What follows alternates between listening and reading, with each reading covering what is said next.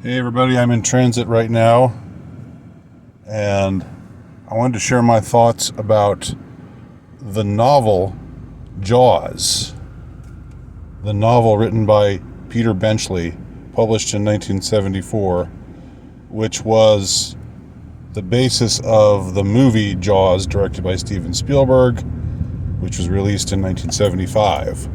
I just finished reading the novel. And I gotta say, it's a really interesting work. It's quite compelling in a lot of ways, and the differences, of course, the snobby thing to say is the book was better.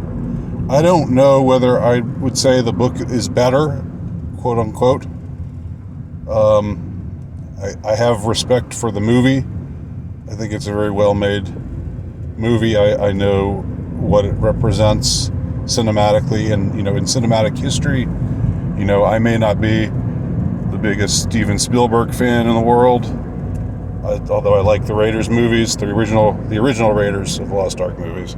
They were a big part of my childhood. In general, I'm not a Spielberg head, but I can respect what he did in the case of Jaws, and how he adapted the novel, and the ways in which he changed it to make it into what came to be known as the first blockbuster ever. I think Jaws was the first movie that ever got called a quote-unquote blockbuster, followed soon after by Star Wars. But when you read the novel, it's when one reads the novel, I'll just put it in the one way of talking, since I'm being snobby here. When one reads the novel, one is struck by the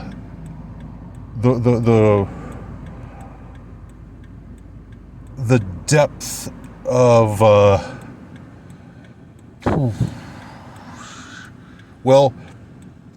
the novel is about something. It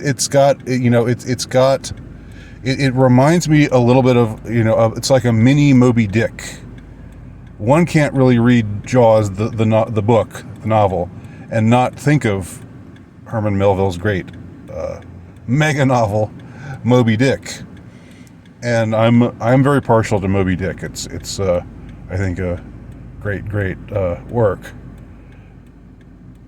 And it seems that in that work there's a lot of question about Captain Ahab and the whale, what the whale represents, and of course doesn't mean any one thing, and there's a multiplicity of interpretations, which isn't to say that it could just mean anything.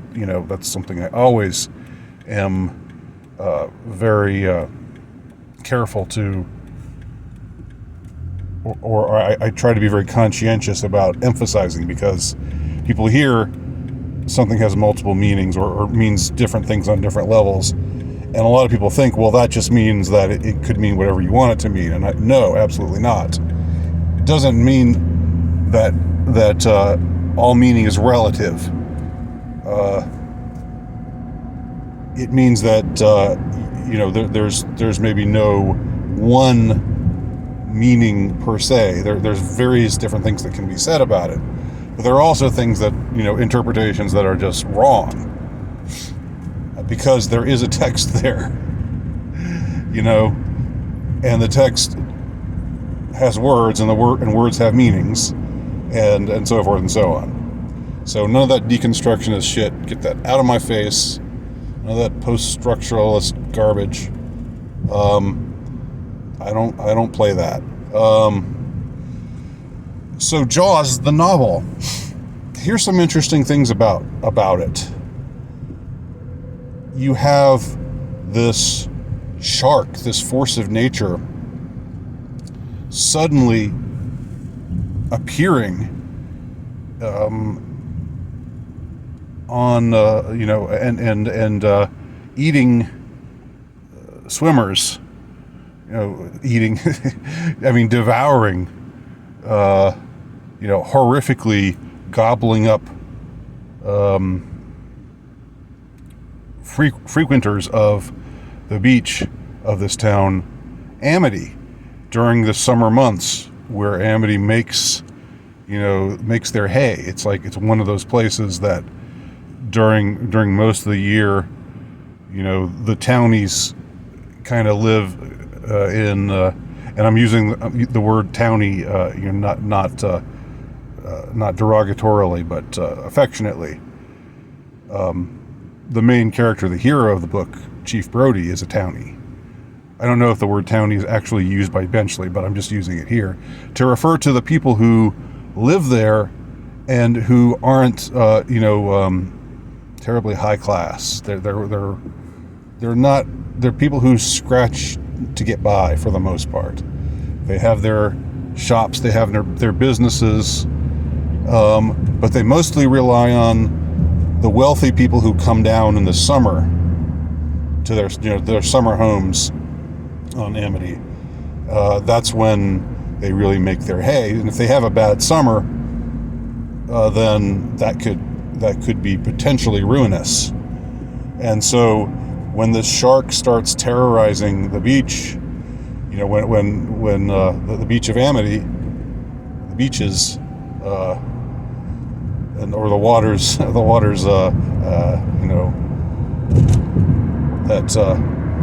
lap up to the beaches of Amity, when that phenomenon starts happening, at first they try to keep it under wraps, and there's discussion about when a woman disappears at night and it looks like it's a shark attack because her body washes up and it's horribly mangled, but nobody really knows her. She's from out of town. She doesn't have much of a family, so we can sort of get away with not talking about her. And it's like there's no simple answers to because of course she's a human being. She has a name. She deserves not to be forgotten. But on the other hand, if you publicize it, then you're potentially ruining people's livelihoods. And as there are more and more shark attacks, then this it becomes there's an interesting moral quandary that you want to be able to protect people, and people have the right to know if there's a shark out there, if they're in danger. But also the townies, you don't want to just destroy their livelihoods by publicizing something unnecessarily that's going to make it so that all the money dries up, that all the rich folks don't go out there anymore because they're all afraid of a shark. But why is the shark out there? Why is it doing what it's doing? Why is it terrorizing this one area? It's not typical behavior for a shark, supposedly. But then what we learn, and I don't have any idea about shark behavior. I know nothing more than what I read about in the book. But apparently, according to what's the information that's given in the book, shark behavior often capricious. It's often unpredictable. It's not typical shark behavior for a shark to just hang around in one place and devour a bunch of people in this one place, but that's what it's doing in Amity. Why is it doing it there? And that raises the question: what is the shark quote unquote represent. Now, this isn't really something that they really go into very much in the movie. I think it's a good movie. It's an entertaining movie. So this is not normal behavior. So why is the shark doing what it's doing? And there are speculations. Is it, there's some crazy lady that, or a lady that they all call crazy, works at the post office in town, who says it's God's punishment upon Amity for its sins. Amity has a history of that goes back to the Puritan days, and witch burnings and things like that come into the picture, are mentioned briefly. So there's this shadow of sin that's almost Hawthornian in the book. And we see, or we are told about specific sins that take place. Now, this is the most shocking difference between the book and the movie. In the book, Chief Brody and Hooper, the character played by Richard Dreyfuss, the shark expert who comes to town to assist with finding the shark and figuring out exactly what's going on, and why this great white is dwelling in these waters, and why it's behaving the way it's behaving, why it's not going away, what can be done about it. And of course later they enlist the help of Captain Quint, who's very much a Captain Ahab-like character. This man of the sea, who's got this very ruthless streak to him, and also just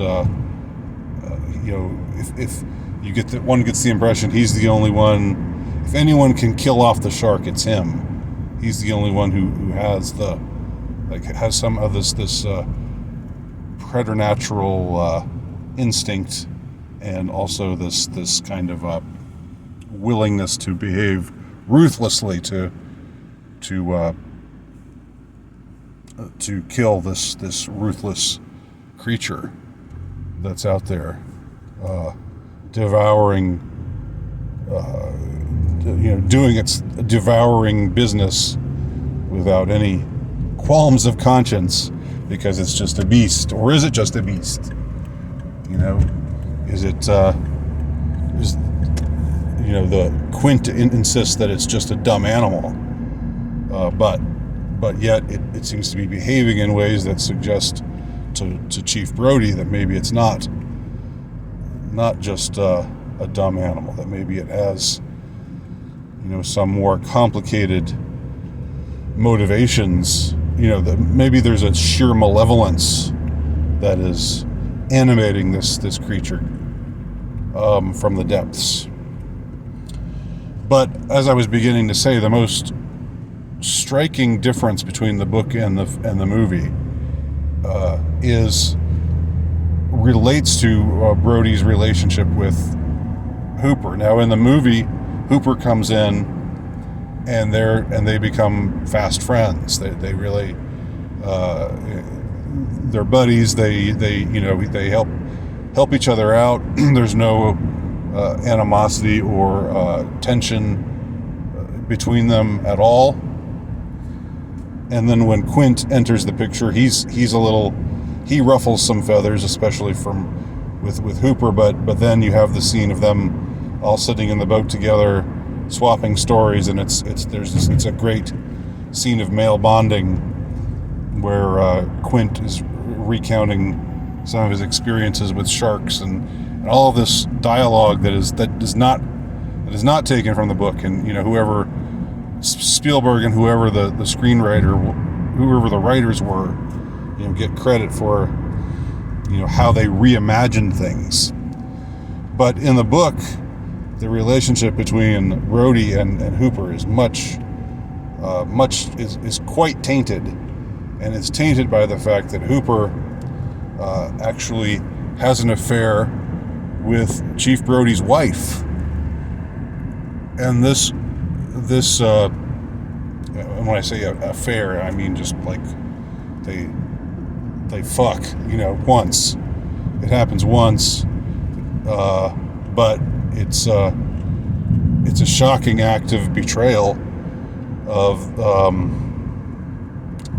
for our hero, the chief, and it happens under his nose, but he's clever enough to sort of sniff it out, and by the time the book is over, he thinks we get the impression he's pretty sure he knows what happened. In the movie, Chief Brody's wife would never cheat on him. She's like a good, loyal wife. She doesn't really have that much of a role except to be loyal and supportive to Brody. And I think that Spielberg saw that was the way to sell this movie to the American public. If not to be stereotypical or anything, but somebody with a name like Spielberg might know the best way to make a buck. Anyway, it was an act of marketing brilliance to make those little tweaks to the story, where Brody's wife is faithful and they have a solid connection, and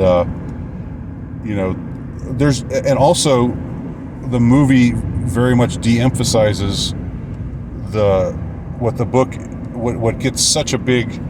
plays such a large role in the book, which is class distinctions. We find out that Brody's wife married Brody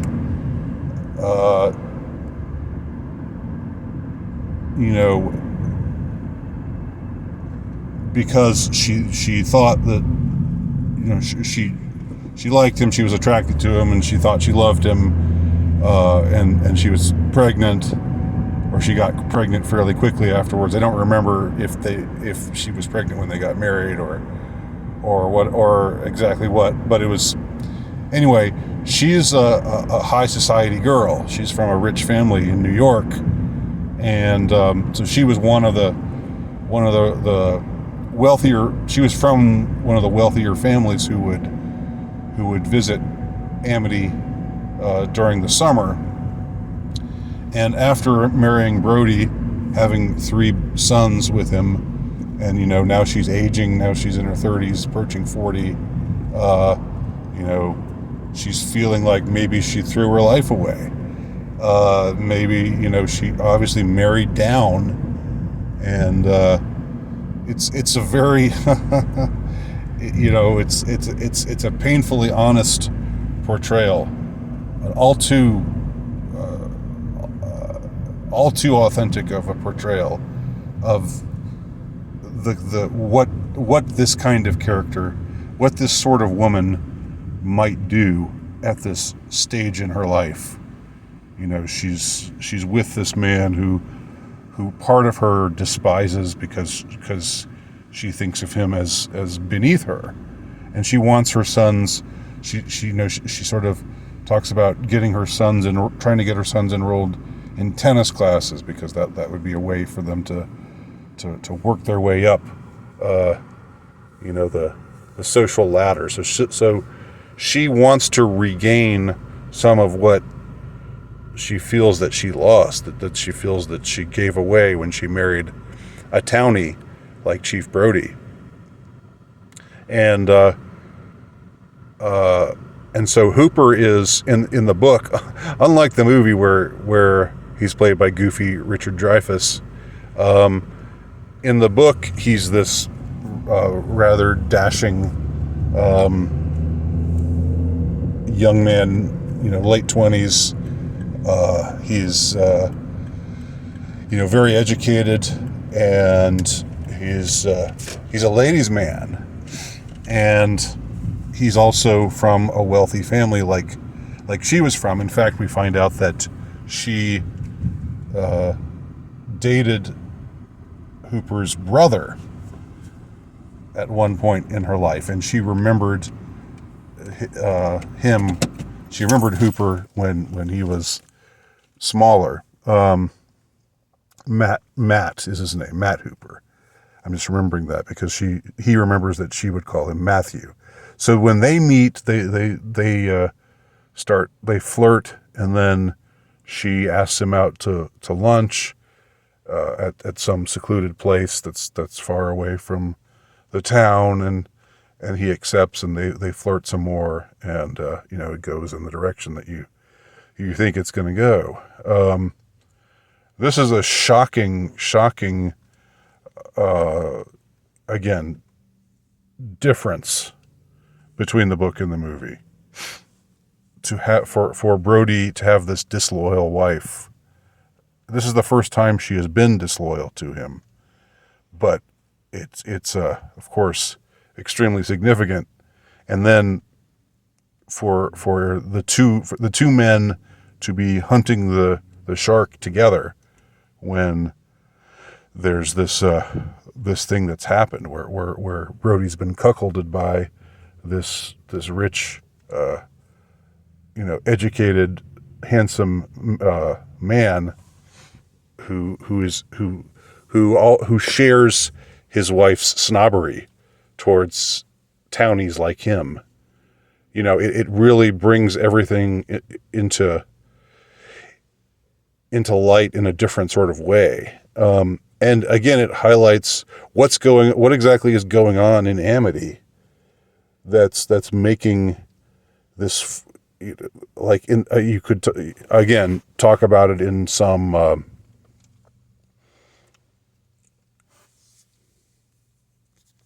not eschatological, what's the word I'm looking for, like in looking at it as what is the deeper spiritual significance of why the shark is out there, why it's doing what it's doing, because it's not it's not typical behavior for a shark to just hang around. And I mean, I think this point has been made many times by many people, that the movie Jaws gave sharks a bad rap, because shark attacks are extremely rare. And sharks aren't these malevolent beasts from the depths. They mostly eat other fish, and there's a lot more violence against sharks by humans than the other way around. So in the book, it's just it's just a it's just a thriller. It's just. I don't think it's meant to be seen as meaningful or having or representing something. Like I said, with this kind of Hawthornian dimension of this town, not New England. It's New York. It's off of Long Island, but still, there being this. All these dimensions of that remind me of Hawthorne, including the legacy of witch burnings and also just the sin that we see taking place and the struggle between rich and poor and the information war. The people who are keeping, including the newspaper man, the man who writes for the local newspaper, the editor who's the main writer of the local newspaper, because it's not a very big paper, but he at first withdraws the information because the people in the town, the powers that be, the mayor and his cronies, don't want that information getting out there because they don't want to they don't want to cut their own throats financially. Or they don't want to harm the businesses of the town. And Chief Brody, of course, is much more conscientious. He's the conscience of the novel, just like he is in the movie. Really, he's somebody who values human life and wants to do his part to protect people, to protect and to serve. Just like a cop is supposed to. He's another example of a cop that's it's like I really have this schizophrenic perspective on cops. I really dislike them in reality, but I really kind of like them in fiction in a lot of cases. And Chief Brody is a fine example. So there's this whole this affair that takes place, and Hooper is fascinated by sharks and talks about them like they're gods almost, or he has this really sort of twisted take on like the ruthlessness of the shark is seen by him as something, is in some way inspirational. And in the scene between him and Mrs. Brody in the hotel room, or the motel room, the seedy motel room that they go to, he's even acting like a shark during their moment of coitus, and it's frightening to her. So you get the impression that he's he's Shark Boy, He's like a disciple of the shark. He's a worshiper of the shark, and so there is a real sort of justice in the fate that he meets, which I will spoil here for those who don't want this spoiled. Those who are actually still watching this at the 27-minute mark, who don't want the book spoiled for them, don't want to know what happened to Hooper. You can stop now. He ends up going down in a shark tank trying to take pictures of this magnificent creature that he so adores, but that Chief Brody wants to kill. He wants to kill that motherfucker because it's terrorizing people on his beaches, and he wants to protect people. That's what he was sworn to do. But Hooper is a different kind of animal, and he goes in the shark tank, and he's full of hubris. He thinks the shark tank will protect him, but it doesn't. That shark comes in and rips his body out, and unlike in the movie where Hooper survives, and it's like this buddy moment where after they kill the shark, they kick together. They're floating on the little whatever's left of the boat, and they kick together towards the shore after they've won the day.